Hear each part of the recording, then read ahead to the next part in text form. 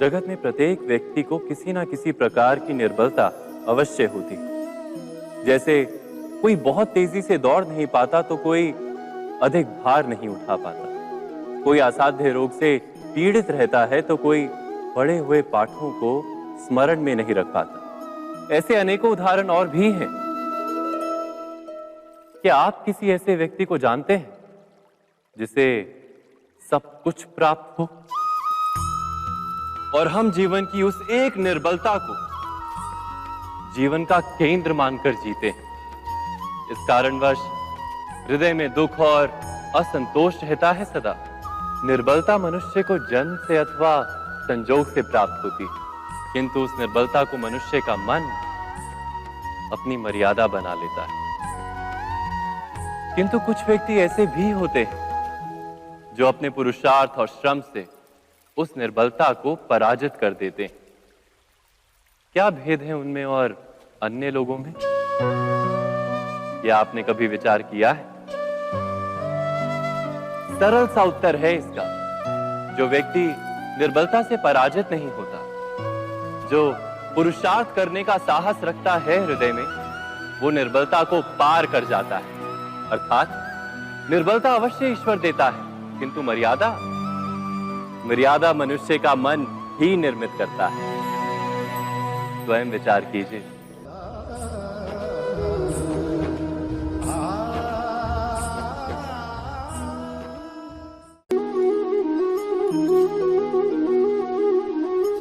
भविष्य का दूसरा नाम है संघर्ष। हृदय में आज इच्छा होती है और यदि पूर्ण नहीं हो पाती तो हृदय भविष्य की योजना बनाता है। भविष्य में इच्छा पूर्ण होगी ऐसी कल्पना करता रहता है, किंतु जीवन ना तो भविष्य में है ना अतीत में।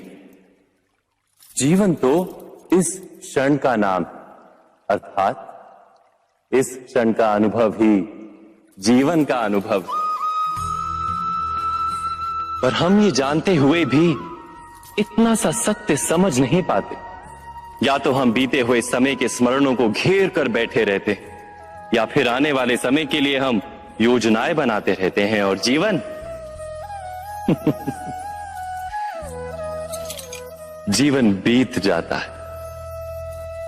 एक सत्य यदि हम हृदय में उतार लें कि ना हम भविष्य देख सकते हैं, ना ही भविष्य निर्मित कर सकते हैं, हम तो केवल धैर्य और साहस के साथ भविष्य को आलिंगन दे सकते हैं, स्वागत कर सकते हैं भविष्य का। तो क्या जीवन का हर पल जीवन से नहीं भर जाएगा? स्वयं विचार कीजिए।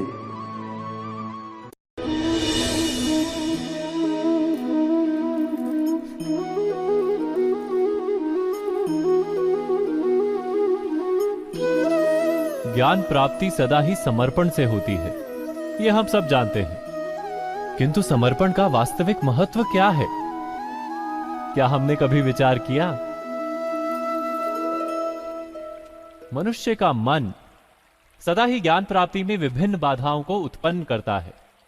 कभी किसी अन्य विद्यार्थी से ईर्ष्या हो जाती है, कभी पढ़ाए हुए पाठों पर संदेह जन्मता है और कभी गुरु द्वारा दिया गया दंड मन को अहंकार से भर देता है।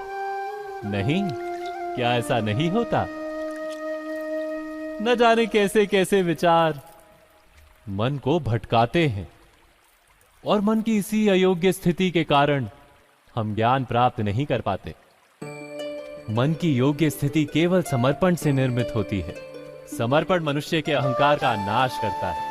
ईर्ष्या, महत्वाकांक्षा आदि भावनाओं को दूर कर हृदय को शांत करता है और मन को एकाग्र करता है। वास्तव में ईश्वर की सृष्टि में ना ज्ञान की मर्यादा है ना ज्ञानियों की। गुरु दत्तात्रेय ने तो गाय और श्वान से भी ज्ञान प्राप्त कर लिया था।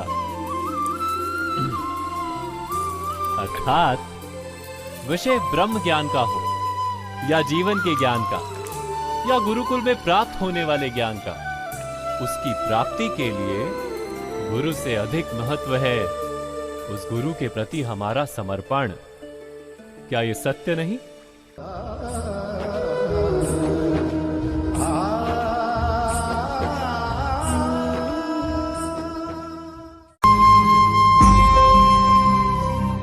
प्रत्येक मनुष्य के जीवन में ऐसा क्षण अवश्य आता है जब सारे स्वप्न, सारी आशाएं, सारे दृश्य ध्वस्त हो जाते हैं। जीवन के सारे आयोजन ही बिखर जाते हैं। एक और धर्म होता है और दूसरी ओर सुख।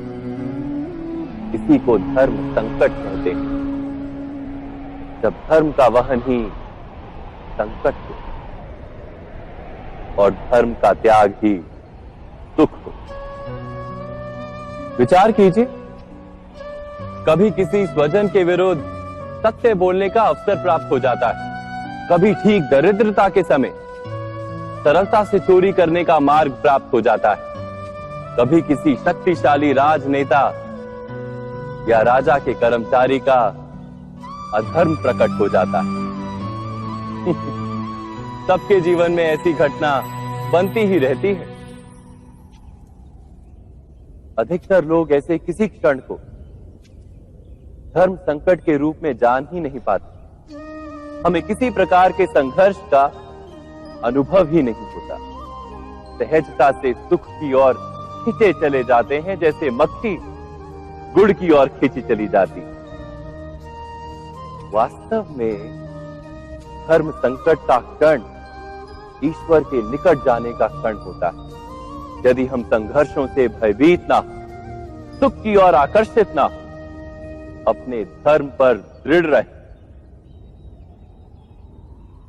तो ईश्वर का साक्षात्कार दूर नहीं।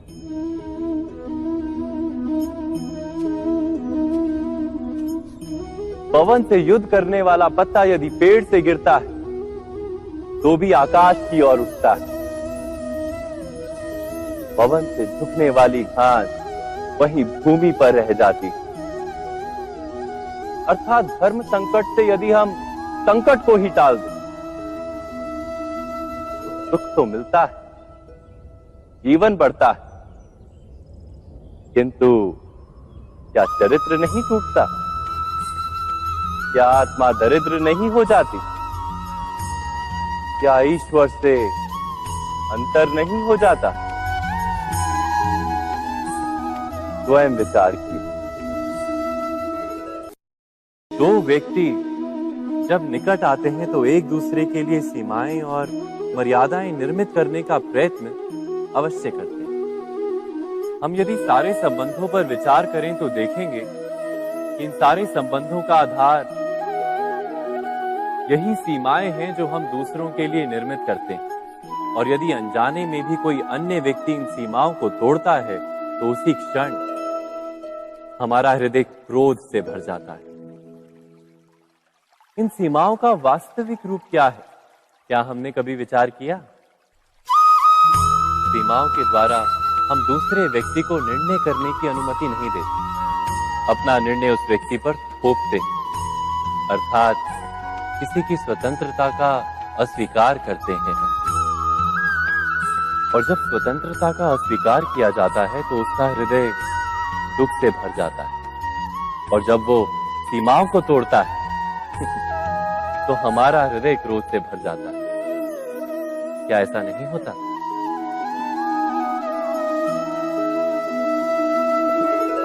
पर यदि एक दूसरे की स्वतंत्रता का सम्मान किया जाए तो किसी मर्यादाओं या सीमाओं की आवश्यकता ही नहीं होती। अर्थात जिस प्रकार स्वीकार किसी संबंध का देह है, क्या वैसे ही स्वतंत्रता किसी संबंध की आत्मा नहीं? स्वयं विचार कीजिए। सबके जीवन में ऐसा प्रसंग अवश्य आता है कि सत्य कहने का निश्चय होता है हृदय में, किंतु मुख से सत्य निकल नहीं पाता। कोई भय मन को घेर लेता है। किसी घटना अथवा प्रसंग के बारे में बात करना या फिर स्वयं से कोई भूल हो जाए उसके बारे में कुछ बोलना, क्या ये सत्य है? नहीं, ये तो केवल तथ्य है।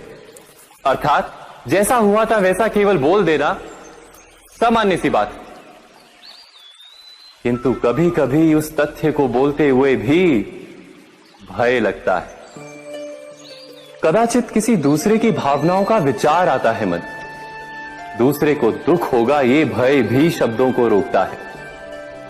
तो ये सत्य क्या है? क्या हमने कभी विचार किया है? जब भय रहते हुए भी कोई तथ्य बोलता है तो वो सत्य कहलाता है। वास्तव में सत्य कुछ और नहीं, केवल निर्भयता का दूसरा नाम है। और निर्भय होने का कोई समय नहीं होता, क्योंकि निर्भयता आत्मा का स्वभाव है। अर्थात क्या प्रत्येक क्षण सत्य बोलने का क्षण नहीं होता?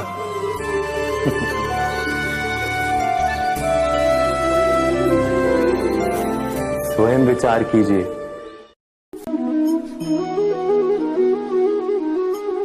श्रेष्ठता का क्या अर्थ है? श्रेष्ठता का अर्थ है दूसरों से अधिक ज्ञान प्राप्त करना। अर्थात मूल्य इस बात का नहीं कि स्वयं कितना ज्ञान प्राप्त किया, मूल्य इस बात का है कि प्राप्त किया हुआ ज्ञान अन्य लोगों से कितना अधिक है। अर्थात श्रेष्ठता की इच्छा ज्ञान प्राप्ति को भी एक स्पर्धा बना देती है। और स्पर्धा में विजय अंतिम कब होती है?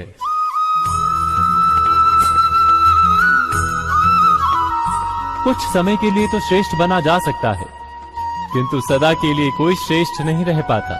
फिर वही असंतोष, पीड़ा और संघर्ष जन्म लेता है।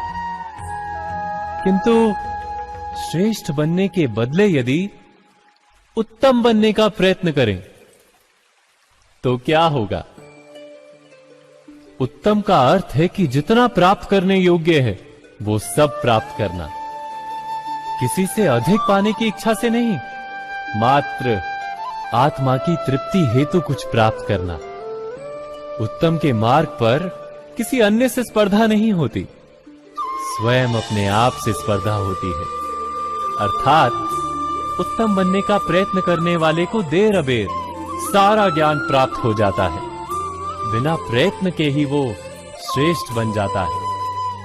किंतु जो श्रेष्ठ बनने का प्रयत्न करता है वो श्रेष्ठ बने या ना बने, उत्तम कभी नहीं बन पाता।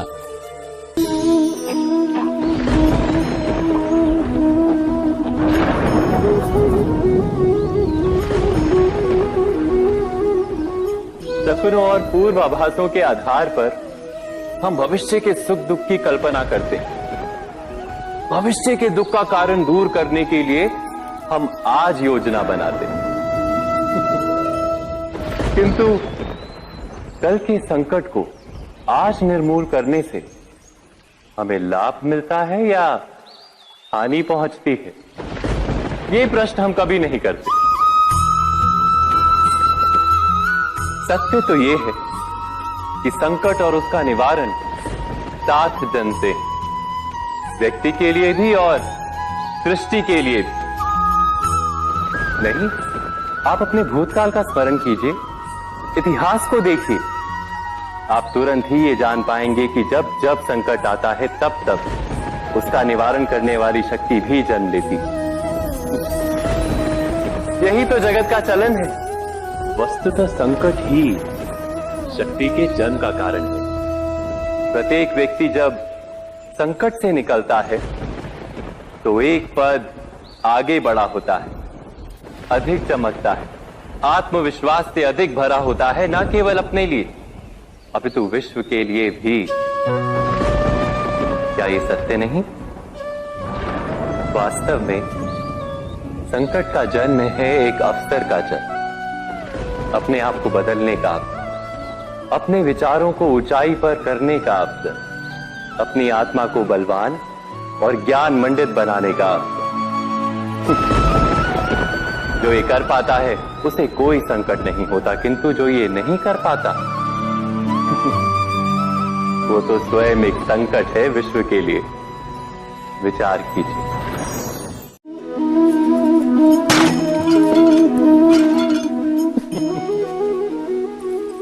कभी कभी कोई घटना मनुष्य के जीवन की सारी योजनाओं को तोड़ देती और मनुष्य उस आघात को अपने जीवन का केंद्र मान लेता। पर क्या भविष्य मनुष्य की योजनाओं के आधार पर निर्मित होते हैं? नहीं। जिस प्रकार किसी ऊंचे पर्वत पर सर्वप्रथम चढ़ने वाला उस पर्वत की तलाई में बैठकर जो योजना बनाता है, क्या वही योजना उसे उस पर्वत की चोटी तक पहुंचाती है?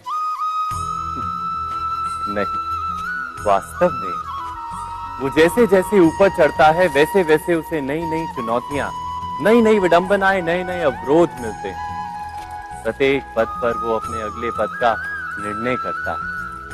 प्रत्येक पद पर उसे अपनी योजनाओं को बदलना पड़ता है। कहीं पुरानी योजना उसे खाई में ना ढकेल दे।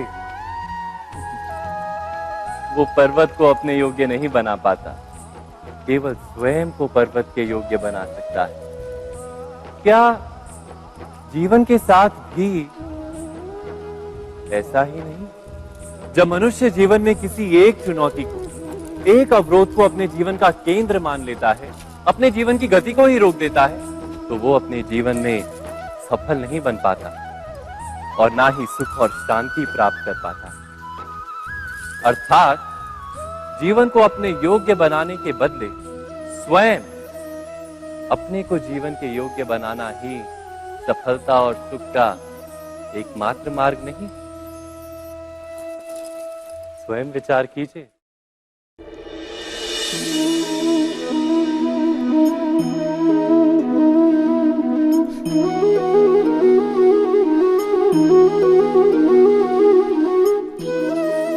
जीवन का हर क्षण निर्णय का क्षण होता है। प्रत्येक पद पर दूसरे पद के विषय में कोई निर्णय करना ही पड़ता है और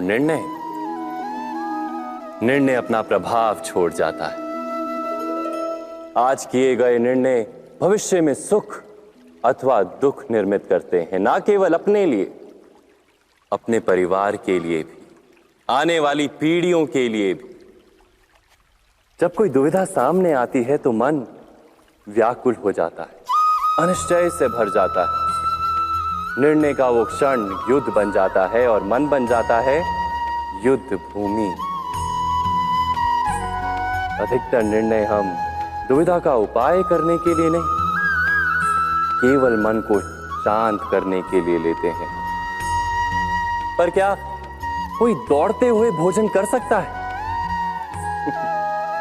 नहीं। तो क्या युद्ध से जूझता हुआ मन कोई योग्य निर्णय ले पाएगा? वास्तव में शांत मन से जब कोई निर्णय करता है तो अपने लिए सुखद भविष्य बनाता है, किंतु अपने मन को शांत करने के लिए जब कोई निर्णय करता है तो वो व्यक्ति भविष्य में अपने लिए कांटों भरा वृक्ष लगाता है। स्वयं विचार कीजिएगा।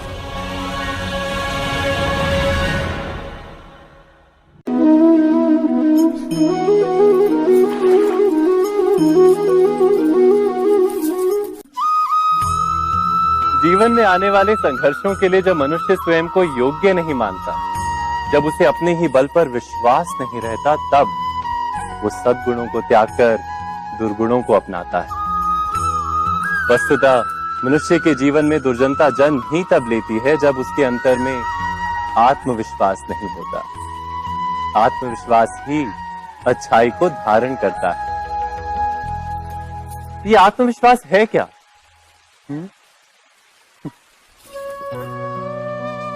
जब मनुष्य ये मानता है कि जीवन का संघर्ष उसे दुर्बल बनाता है, तो उसे अपने ऊपर विश्वास नहीं रहता। वो संघर्ष के पार जाने के बदले संघर्ष से छूटने के उपाय ढूंढने लगता है। किंतु जब वो ये समझता है कि ये संघर्ष उसे अधिक शक्तिशाली बनाते हैं, ठीक जैसे व्यायाम करने से देह की शक्ति बढ़ती, तो प्रत्येक संघर्ष के साथ उसका उत्साह बढ़ता है। अर्थात आत्मविश्वास और कुछ भी नहीं, मन की स्थिति, जीवन को देखने का दृष्टिकोण मात्र है। और जीवन का दृष्टिकोण तो मनुष्य के अपने वश में होता है। स्वयं विचार कीजिए।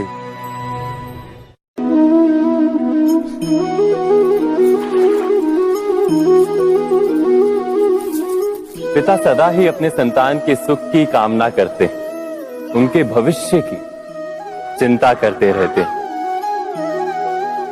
इसी कारणवश सदा ही अपने संतानों के भविष्य का मार्ग स्वयं निश्चित करने का प्रयत्न करते रहते हैं। जिस मार्ग पर पिता स्वयं चला है, जिस मार्ग के कंकर पत्थर को स्वयं देखा है, मार्ग की छाया, मार्ग की धूप को स्वयं जाना है, उसी मार्ग पर उसका पुत्र भी चले, यही इच्छा रहती है हर पिता की। निस्संदेह उत्तम भावना है ये, किंतु 3 प्रश्नों के ऊपर विचार करना हम भूल ही जाते हैं। कौन से प्रश्न? प्रथम प्रश्न, क्या समय के साथ प्रत्येक मार्ग बदल नहीं जाते? क्या समय सदा ही नई चुनौतियों को लेकर नहीं आता? तो फिर बीते हुए समय के अनुभव नई पीढ़ी को किस प्रकार लाभ दे सकते हैं? दूसरा प्रश्न, क्या प्रत्येक संतान अपने माता पिता की छवि होता है? हाँ, संतानों को संस्कार तो अवश्य माता पिता देते हैं, किंतु भीतर की क्षमता तो ईश्वर देते हैं। तो जिस मार्ग पर पिता को सफलता मिली है, विश्वास है कि उसी मार्ग पर उसकी संतानों को भी सफलता और सुख प्राप्त होगा। तीसरा प्रश्न, क्या जीवन के संघर्ष और चुनौतियां लाभकारी नहीं होती? क्या प्रत्येक नया प्रश्न एक नए उत्तर का द्वार नहीं खोलता? तो फिर संतानों को नए नए प्रश्नों, संघर्षों और चुनौतियों से दूर रखना, ये उनके लिए लाभ करना कहलाएगा या हानि पहुंचाना? अर्थात जिस प्रकार संतान के भविष्य का निर्माण करने के बदले उसके चरित्र का निर्माण करना श्रेष्ठ है, वैसे ही संतानों के जीवन का मार्ग निश्चित करने के बदले उन्हें नए संघर्षों के साथ जूझने के लिए मनोबल व ज्ञान देना अधिक लाभदायक नहीं होगा? स्वयं विचार कीजिए। मनुष्य की सबसे बड़ी दुर्बलता क्या होती है? सोचिए। धन, प्रेम, अहंकार। मनुष्य की सबसे बड़ी दुर्बलता होती है उसके रहस्य। चाहे आप कितने भी शक्तिशाली क्यों ना हो, कितने भी प्रबल क्यों ना हो, परंतु उसके रहस्य उसके नाश की चाबी होती है। इसलिए यदि प्रबल रहना है, शक्तिशाली रहना है, समर्थ रहना है, तो अपने रहस्य को किसी को भी ना बताएं, ना मित्र को और ना ही शत्रु को, क्योंकि समय पड़ने पर कब कौन शत्रु हो जाए ऐसा कहना संभव नहीं। विभीषण को रावण के अमृत कुंड का ज्ञात था, इसीलिए प्रभु श्री राम रावण का वध करने में सफल हो सके। इसलिए उचित यही है कि आप अपने रहस्य को स्वयं तक ही सीमित रखें। मनुष्य जीवन की परीक्षा में सफल होने के लिए क्या नहीं करता? वो परिश्रम करता है, दौड़ भाग करता है, और ये सब करने के पश्चात भी जब उसका काम नहीं बनता तो वो नकल करता है ना? तनिक लौटिए अपने बचपन में, स्मरण कीजिए अपने बचपन की स्मृतियों का। क्या स्मरण हुआ? विद्यालय में जब आप परीक्षा देने जाते थे तो क्या होता था? आप ना सही, परंतु कोई ना कोई सफलता पाने के लिए नकल करता ही था और उत्तीर्ण भी हो जाता था, है ना? परंतु जीवन की परीक्षा ऐसी नहीं होती। नकल करने वाला सफल नहीं होता। कारण विद्यालय में सबके प्रश्न पत्र एक होते थे, परंतु जीवन के प्रश्न पत्र और उनकी कठिनाई सबके लिए भिन्न होती। तो निश्चित रूप से उनके उत्तर भी भिन्न होंगे ना। इसलिए यदि आपको जीवन में सफलता पानी है तो नकल ना कीजिए, स्वयं के प्रश्नों का उत्तर स्वयं ढूंढिए और सफलता आपकी ही होगी। मनुष्य का जीवन हार और जीत विजय और पराजय, सफलता और असफलता के मध्य झूलता रहता है। आपके साथ भी ऐसा होता होगा, है ना? जब आप सफल होते हैं, किसी चुनौती पर विजय पाते हैं, तो मन प्रसन्नता से आनंद के उपवन में झूमने लगता है।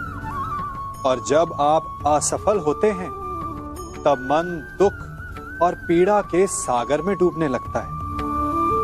परंतु वास्तव में सफलता और असफलता है क्या? तनिक ध्यान से सोचिए। ये केवल हमारी मनोस्थिति मात्र है। हमारी पराजय तब नहीं होती जब हमारा शत्रु विजय प्राप्त कर ले। हमारी पराजय तब होती है जब हम पराजय स्वीकार कर लें। हम असफल तब नहीं होते जब हम लक्ष्य ना पा सके। हम असफल तब होते हैं जब हम प्रयास करना बंद कर दें। इसलिए प्रयास करते रहें और हार ना माने, क्योंकि जिस दिन आप हार स्वीकारना बंद कर देंगे, जीत आपके चरणों में होगी।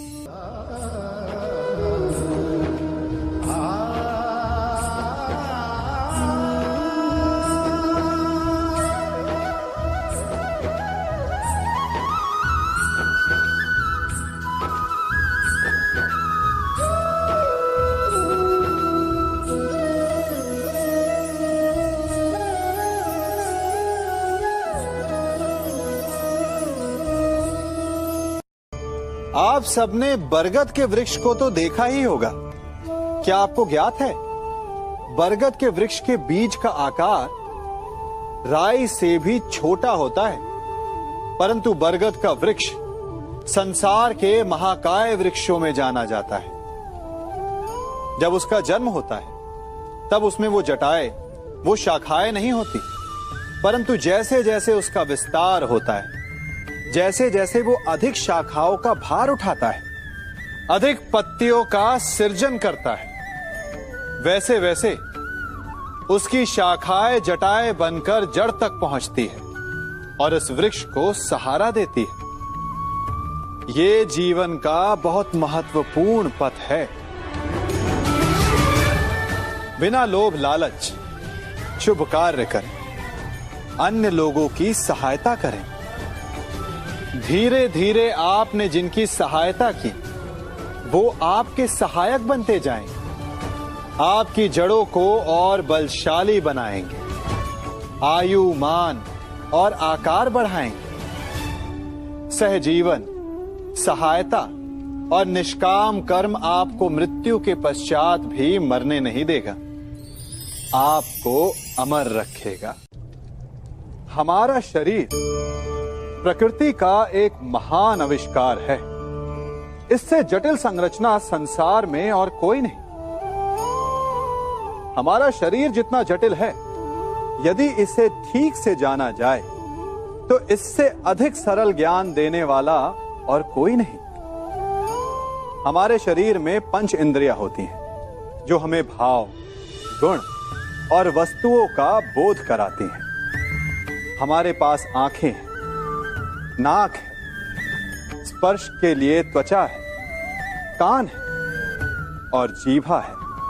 सबका भिन्न भिन्न कार्य है। आंखों से देखना, कानों से सुनना, नथनों से श्वास लेना, त्वचा से स्पर्श करना और जीभा से स्वाद लेना। परंतु क्या आपने कभी सोचा कि प्रकृति ने हमें 2 आंखें दी, 2 नथने दी, 2 कान दी, स्पर्श के लिए ये पूरा शरीर दिया, परंतु जीभा केवल 1 दी? ऐसा क्यों? क्योंकि प्रकृति चाहती है कि हम देखें अधिक, सुने अधिक और ज्ञान अधिक अर्जित करें, बोले कम। क्योंकि अधिक वाचाल नाश को निमंत्रण देता है। स्मरण रखिएगा।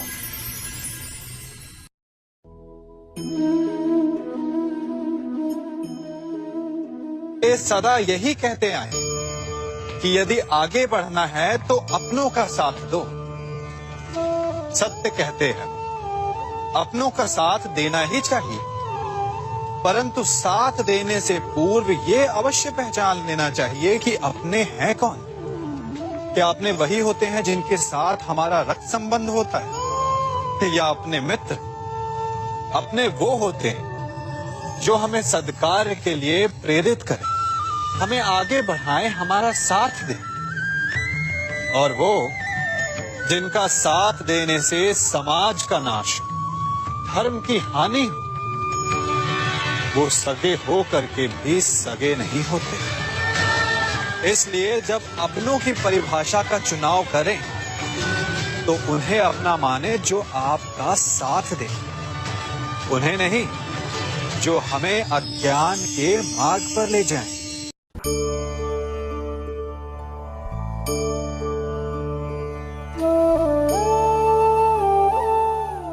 आप जिनसे प्रेम करते हैं सदा उनके समीप रहना चाहते हैं, नहीं चाहते कि कभी अपनों से दूर होना पड़े, बिछड़ना पड़े। परंतु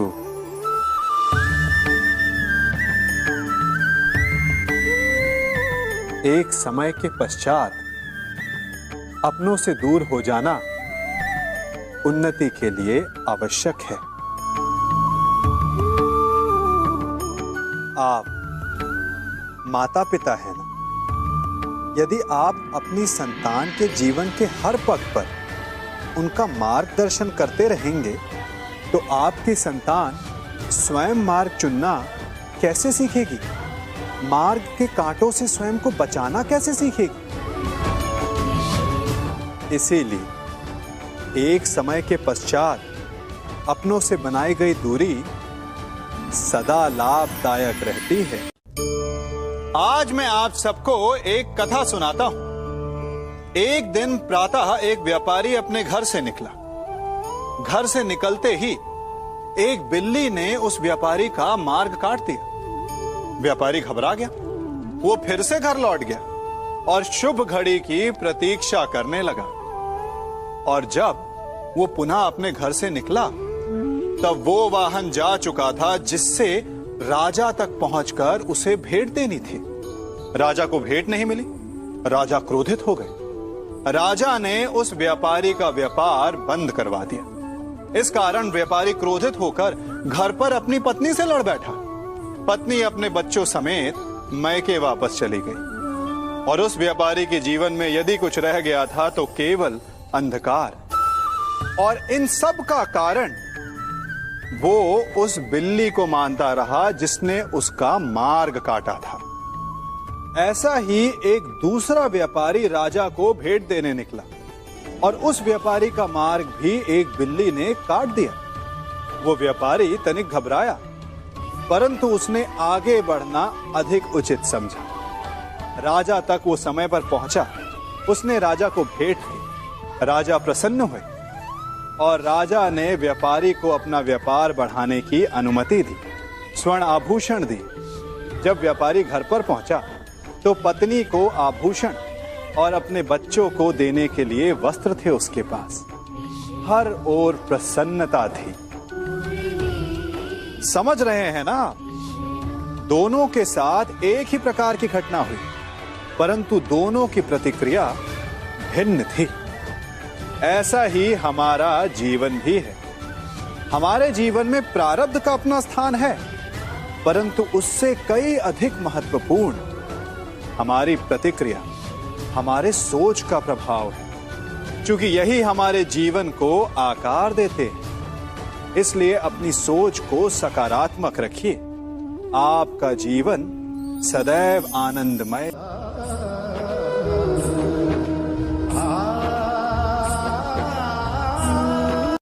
हम सभी अपने जीवन में कोई ना कोई कार्य करते हैं। कार्य करते हैं तो थकान की अनुभूति होती है और यदि थकान ना उतरे तो कार्य करने का मन नहीं करता। हम आशा करते हैं कि कदाचित एक दिन में 24 के स्थान पर 26 घंटे होते तो आराम करने के लिए हमें और अधिक समय मिल जाता। हमें ऐसा अनुभव होता है कि हम बहुत अधिक कार्य कर रहे हैं, है ना? परंतु क्या आपने कभी सोचा है कि जो लोग संसार में सफल हैं, उनके पास भी सफल होने के लिए दिन में केवल 24 घंटे थे। तो फिर वो सफल क्यों है? इसका एक छोटा सा रहस्य है। आप सब ने अपने जीवन में एक कहावत तो सुनी ही हो, उन्हें प्रिय, एक चुप जिसे करने 100 में को हराए। उन्हें आनंद आता है। सुनी है ना? उन्हें लगता ही नहीं और कि वो इसीलिए कार्य कई बार कर हम रहे जीवन में चुप उन्हें रहते लगता हैं, है कि वो प्रति मौन रह जाते हैं। आनंद मना रहे। क्योंकि ये सत्य और जब आप आनंद कि एक मनाते हैं, मूर्ख के लिए तो थकान कैसे? मौन रहने से अधिक श्रेयस्कर उत्तर इसलिए और यदि कुछ आप भी नहीं जीवन हो में सकता। कोई भी कार्य करे, परंतु क्या तो जीवन वो में आपके सदैव मौन मन को रहना, भाना चाहिए। सदैव चुप रहना या जो कार्य क्या उचित आप होता कर रहे हैं, उसे अपने मन नहीं। को भा दें। जहाँ पाप का बल बढ़ रहा, सफलता जहाँ छल हो रहा, आपको मिले। वहाँ मौन रहने से अधिक गंभीर अपराध और कुछ नहीं कभी हो सकता। सोचा है मौन रहकर कदाचित हमारा आप समस्या जीवन से भी बच जाएं, परंतु उस आप रेत की घड़ी की भांति है, संसार को समस्याओं में उलझा देते। जो रेत नीचे गिर चुकी है, इतिहास साक्षी वो हमारा कि अतीत पापियों के उद्दंडता ने संसार को अभी इतनी हानि ऊपर नहीं है, पहुंचाई जितना वो कि हमारा सज्जनों आने के वाला मौन ने भविष्य पहुंचाई। और वर्तमान यदि कोई मूर्ख बोल रहा है तो मौन रहना उचित है, ये संकुचित परंतु स्थल यदि कहीं अपराध हो रहा, जहाँ से छल हो रहा, धीरे करके तो उठिए और रेत विरोध गिर रही है। कीजिए, क्योंकि आप भले ही न से, परंतु हमारे पास आपकी जीने आने के वाली लिए पीढ़ी यही एक क्षण इस है। पाप के दंड को उसका अवश्य उपयोग सहेगी। कैसे करना है?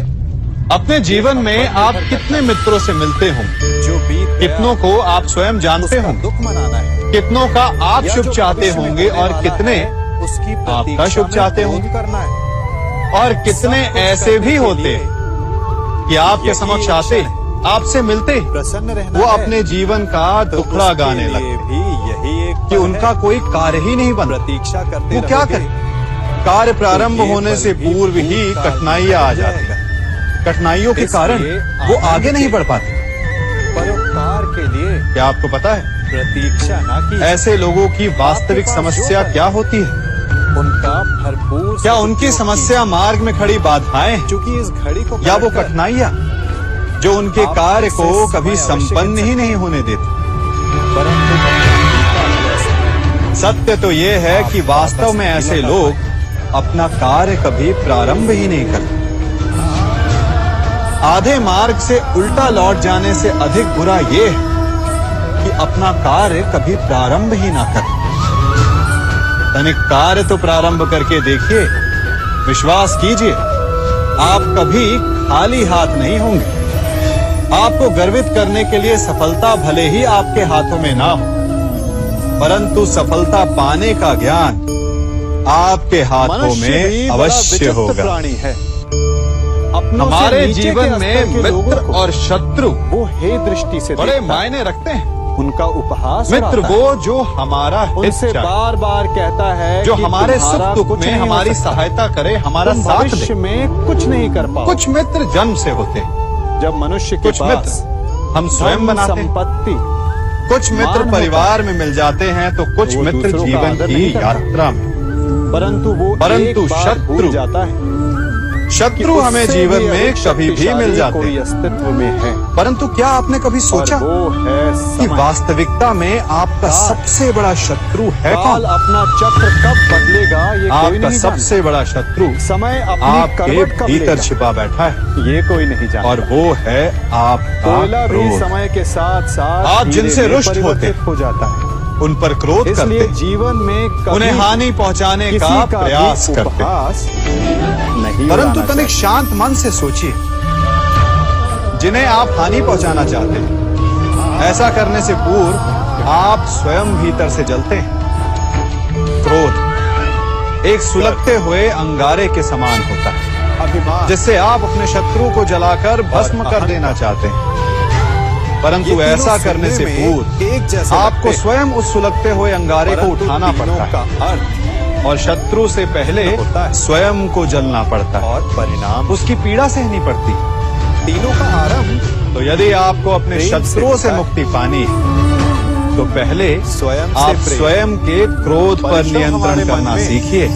गर्व को जन्म देता है परिवार, और सफलता संतान, अभिमान हमारे जगाती है। अपने हमें यहाँ तक कितने प्रिय होते हैं, परंतु उनकी जब सुरक्षा ये के भावना अहंकार उनके बन सुख के जाती लिए है, हम क्या नहीं करते। तब वो समस्या अपनी बन जाती है। संतानों को सुसज्जित कोमल जूते चूंकि देते ताकि सबसे उनके बुरा पांव अंत को चोट ना लगे, अहंकारी उनके का मार्ग ही में होता है। कांटे ना चुभे, उन्हें पीड़ा का परंतु अनुभव ना मनुष्य के लिए पहेली यही है हो। अच्छी बात, कि पहचाना परंतु कैसे इस जाए प्रक्रिया में हम एक बात भूल जाते हैं जग गया है। कि पांव को और पांव उसका होने दमन का अनुभव तभी अवश्य होगा जब उसका स्पर्श धरती से हो, इसका जब वो उत्तर तपती मैं रेत पर चलेगा, नहीं, जब वो आपका मन भीगेगा, जब तक आप जब स्वयं से पांव प्रसन्न हैं, कांटों में उलझेंगे। जब तक आप ठीक वैसे सबसे ऊंचा उठने हमारे का प्रियजन प्रयास कर रहे हैं, हमारी संतानों के तब तक साथ भी होता है, परंतु जब आप हम उन्हें जीवन का सुख तो देते हैं, नीचा समझने का भाव परंतु आ जाए, उन्हें जीवन का अनुभव तो करना ही नहीं सावधान सिखाते। हो जाइए, क्योंकि यही करने दीजिए उन्हें अपने अहंकार जीवन की कठिनाइयों का जो सामना, वास्तव में लड़ने दीजिए उन्हें अपने आपको मार्ग हीन के कर कांटों रहा से। यदि स्वयं सीखेंगे तो अपनी आने वाली संतानों को भी सिखा पाएंगे, है ना। ज्ञान, आज मैं आप सबको एक दान, कहानी मान, सुनाता हूं। परमार्थ, एक इन्हें दिन सबसे गोकुल बड़ा में दो धर्म कहा व्यापारी गया। आए। एक और ये व्यापारी धर्म शहद है का भी। था, परंतु बड़ा मीठा धर्म का शहद पालन था भी उसका। सोच समझ कर परंतु वो करना गोकुल चाहिए। में टिक नहीं पाया। यूं समझिए कि उसके आपके व्यापार पास ने एक बीज, घाटा खाया यदि और आप शीघ्र ही उसे वो अच्छी गोकुल माटी में बोते छोड़कर चला गया। तो वो फलेगा, और दूसरा फूलेगा। व्यापारी मिर्च का था, उसे पहले देखकर दिन वो एक आपको पोटली सुख लाया। मिलेगा। और दूसरे ही और दिन यदि आपने उस वो बीज पूरी को बैलगाड़ी कीचड़ में भर डाला और धीरे तो क्या धीरे वो उगेगा? पूरी मथुरा क्या उसका में जन्म उसकी होगा? धाक जम गई। नहीं, मुझे बड़ा आश्चर्य हुआ वो कीचड़ में तो मैंने सड़कर बाबा से पूछा अपना कि ऐसा अस्तित्व क्यों? खो देगा और कि कीचड़ एक का मीठे अंश बन शहद का जाएगा। व्यापारी कंगाल और हो यही गया नियति और एक मिर्च का ज्ञान, व्यापारी मान, दान और उपकार धीरे की भी धीरे होती है। नगर सेठ बन गया। सुपुत्र को दिया गया बाबा ज्ञान, मुस्कुराए उस पर किया गया और उन्होंने उपकार कहा कि फलेगा। मीठी बोली बोलने वाले की आपको तीखी सुख मिर्च देगा। भी बिक जाती है अपनी श्रृंखला और जो बनाएगा। कड़वी बोली बोलता है और कुपुत्र को दिया गया उसका ज्ञान, मीठा उस पर किया शहद गया भी नहीं उपकार बिकता। कीचड़ में डाले गए बीज के कितने समान उत्तम विचार हैं जो अपना और उचित अस्तित्व ही खो है। देगा। हम मनुष्य सब अपने अपना जीवन जीवन शांति से जीना अपने चाहते वचनों हैं, से उठता है अपना हर और पल अपने वचनों से ही आनंद में गिरता है। भोगना चाहते हैं। इसलिए अपने परंतु ऐसा जीवन नहीं में कर पाते। सदैव मीठी बोली बोलने कारण? का प्रयास कीजिए। क्या आपका कारण है जीवन समस्या? सरल हो जाएगा। क्या मनुष्य की हमारे सबसे शत्रु बड़ी इसका कारण दुर्बलता क्या होती है? या हमारे उत्तरदायित्व सोचिए। धन, या फिर समय प्रेम, की कमी? अहंकार नहीं, कारण है हमारा मनुष्य की भय। सबसे बड़ी दुर्बलता ये होती भय है कि कोई उसके क्या रहस्य। हमारे विषय में चाहे कोई आप क्या कितने भी सोचेगा। शक्तिशाली क्यों ना हो, कितने भी है ना? प्रबल क्यों ना हो, हम स्वयं परंतु जीते उसके हैं, रहस्य स्वयं मरते उसके हैं। नाश की चाबी तो फिर होती जीते है। समय संसार की चिंता क्यों इसलिए करते? यदि प्रबल रहना है, हाँ, शक्तिशाली संसार रहना का है, समर्थ अहित रहना ना है, कर, तो अपने ये बात रहस्य अवश्य को ध्यान में किसी रखने को योग्य भी ना बता, परंतु ना मित्र संसार को की और सोच की ना चिंता ही करके शत्रु को, स्वयं का जीवन क्योंकि नष्ट समय कर। पड़ने पर कब कौन ये कहाँ तक शत्रु सही? हो जाए जब आप ऐसा आनंद कहना में नाचे संभव नहीं। तो ऐसे विभीषण को नाचे कि रावण जैसे के आपको अमृत कोई कुंड देख का ही ज्ञान नहीं है। रहा। जब इसीलिए आप प्रभु गाएं श्री राम तो ऐसे गाएं रावण का कि वध आपको करने में कोई नहीं सफल सुन हो रहा। सके। इसलिए उचित स्वयं यही को है संसार कि समझें आप और इस अपने धरा रहस्य को स्वर्ग स्वयं समझें। तक ही सीमित रखें। यदि अपने जीवन में आप 4 पल भी ऐसे जी पाए तो आपका जीवन सफल हो जाएगा। मनुष्य के जीवन में कितनी कठिनाइयां आती काल हैं। होता है ना, एक से एक बाहों बढ़कर में बल, जटिल मन समस्याएं में आती कुछ हैं बड़ा कर जाने की कि चाह, मेरा भविष्य क्या होगा, आंखों में मेरे भविष्य संतान के का भविष्य सुंदर क्या और होगा? कोमल सपने। क्या मेरा ऋण चुक और पाएगा? इसी अवस्था में क्या मैं भविष्य में अपना मनुष्य इच्छित के लक्ष्य भीतर पा पनपता पाऊंगा? है प्रेम। परंतु एक किसी बात को बताइए, देखकर उस पर क्या मन वास्तव मोहित में हो जाता है। ये कठिनाइयां, और फिर ये समस्याएं मनुष्य अपना इतनी सब जटिल कुछ हैं। उस पर न्यौछावर कर देना चाहता है। क्या इनमें इतनी फिर शक्ति प्रेम की परिणति होती कि ये है आपका विवाह। मार्ग रोक सके? क्या क्यों? इनका उत्तर पाना सबको इतना अपने जटिल है? खट्टे मीठे संस्मरण स्मरण हुआ है ना, नहीं, परंतु यहीं से तनिक शांत मन से विचारिए। माता पिता और संतान कई बार के मध्य उत्तर इतना जटिल नहीं विचारों होता का विरोध प्रारंभ हो जितना जाता कि है। प्रश्न। संतान को वास्तविकता लगता है कि में उसका चुना आपके जीवन मन साथी में ही जो उसके प्रश्न लिए है, उपयुक्त है। वो और जटिल माता है, पिता को लगता है कि किंतु संतान उत्तर तो अनजाने बड़ा में सरल है। भूल कर रही है। और वो उत्तर है संतान का कर्म। तर्क होता है कि उसे विवाह कर्म किससे कीजिए। करना है। और ये धीरे उसका धीरे अधिकार है। आपके और मन में माता-पिता का जटिल तर्क प्रश्न ये होता है कि और आपके अब मन की जटिलता जीवन साथी चुनने की दोनों समझ ही संतान में समाप्त है ही हो नहीं। जाएगी। तो इस अवरोध को काटा कैसे जाए? उचित निर्णय इसे कैसे देख लिया रहे हैं? जाए? कुछ स्मरण इसका हुआ? एक ही मार्ग है।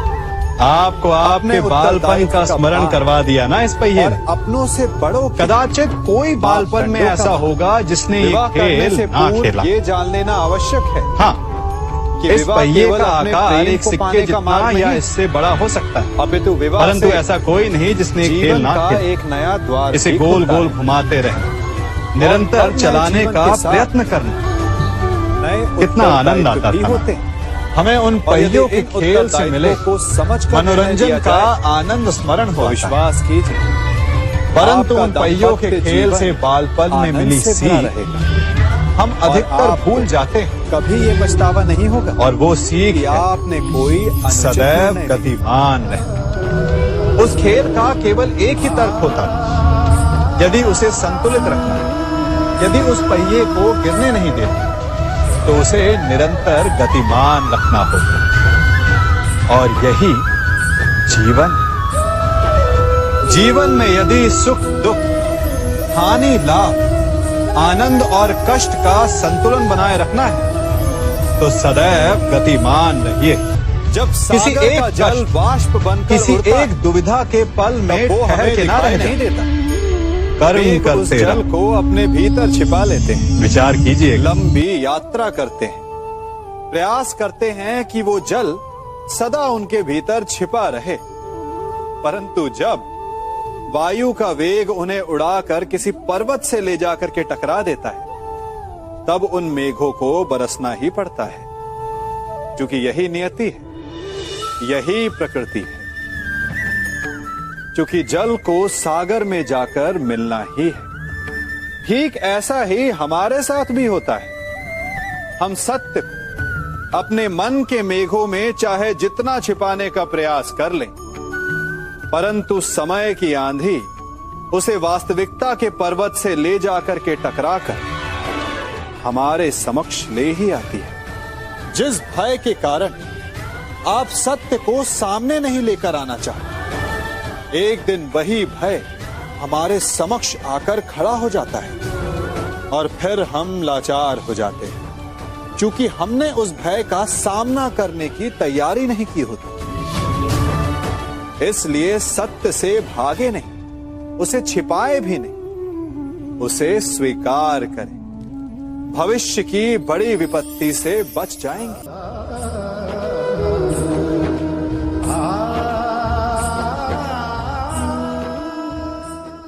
कभी कभी आप सबके जीवन में एक ऐसी विचित्र समस्या अवश्य आती है कि शक्तिशाली के समक्ष मौन हो जाए। कि उस शक्तिशाली से विवाद करने से बचने के लिए आप मौन रह जाते। मानता हूं, ऐसा करने से आप एक विवाद से बच जाते, एक संघर्ष से बच जाते। परंतु ऐसा बचाव एक बड़े संघर्ष को जन्म दे देता है। कैसे? हमारा मौन रहना अनजाने में उसका समर्थन बन जाता है और वो स्वयं को अधिक शक्तिशाली अनुभव करता है, और यहां से हमारा दमन प्रारंभ हो जाता है। एक के बाद एक हम अन्याय में अनचाहे रूप से सम्मिलित होते चले जाते हैं। तो इसका तोड़ क्या है? ये समझने के लिए ये जानना आवश्यक है कि ऐसी कौन सी बात है जो आपको विरोध करने से रोकती है। ये सामने वाले की शक्ति नहीं जो आपको रोकती है, ये आपके भीतर छिपा भय है जो आपको रोकता है। हाँ, कभी कभी भय आपकी सुरक्षा अवश्य कर सकता है, परंतु साथ साथ ये भी जानना आवश्यक है कि ये भय ही है जो आपको मौन भी रखता है। इसलिए अपने मन से भय को निकालिए और खुलकर अनीति का, अन्याय का विरोध कीजिए और फिर देखिएगा आपका मन कितना मुक्त, कितना हल्का अनुभव करेगा।